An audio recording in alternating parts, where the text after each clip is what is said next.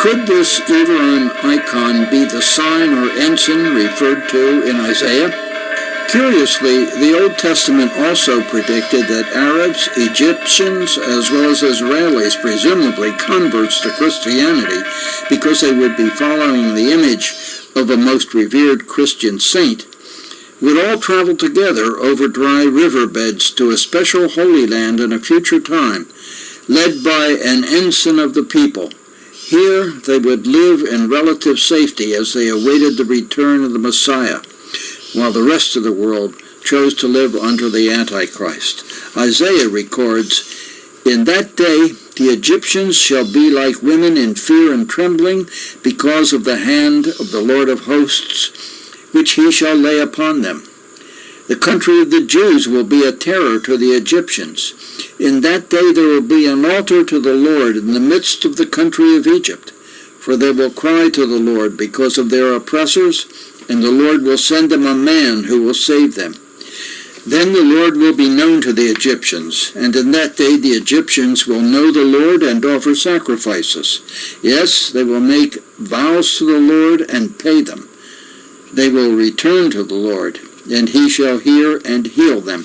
Will also turn to Jesus Christ for salvation. Isaiah chapter 19 is devoted to describing the end times for the Middle East. Because of their cruel leaders, their droughts, their failed religion, their weakness, their joblessness, their fear of the Jews, many in Egypt and the Middle East will turn to the Lord. There will be a highway between Egypt, Assyria, and Israel, and all three will serve God. The rest of humanity will choose to follow Antichrist. So when Christ says we'd better flee at Antichrist's coronation, we'd better flee. Some zealous Jewish converts, however, will deliberately volunteer for martyrdom and will thereby become spiritual giants for all to see. For others who have not fled in time, there will be no escaping.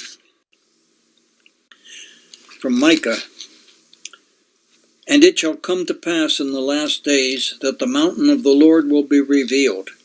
It will be raised up to the top of the mountains, and it will be exalted far above the hills, and the people will hasten to it. And many nations will go there, and say, 'Come, let us go up to the mountain of the Lord, to the house of the God of Jacob. They will teach us his ways, and we will walk in his paths.'" From Isaiah, "Then it will be said in that day, 'Behold, this is our God, in whom we hoped and rejoiced exceedingly, and we shall be glad in his salvation. And those gathered by the Lord shall return and come to Zion with gladness, and with everlasting gladness over their heads.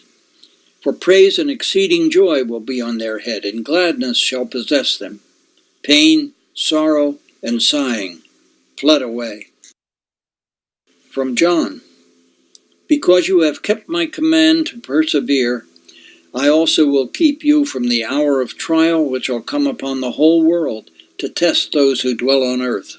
From Isaiah, "Though hail should come down, it would not fall on you, and those who dwell in the forest shall be as confident as those on the plain. Blessed are those who sow beside all waters, where the ox and the donkey tread." Christ is a cornerstone connecting both the Jew, the ox, and the Gentiles, the donkey.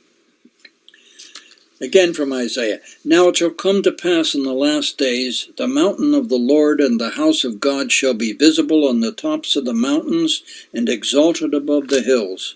All the Gentiles shall come to it."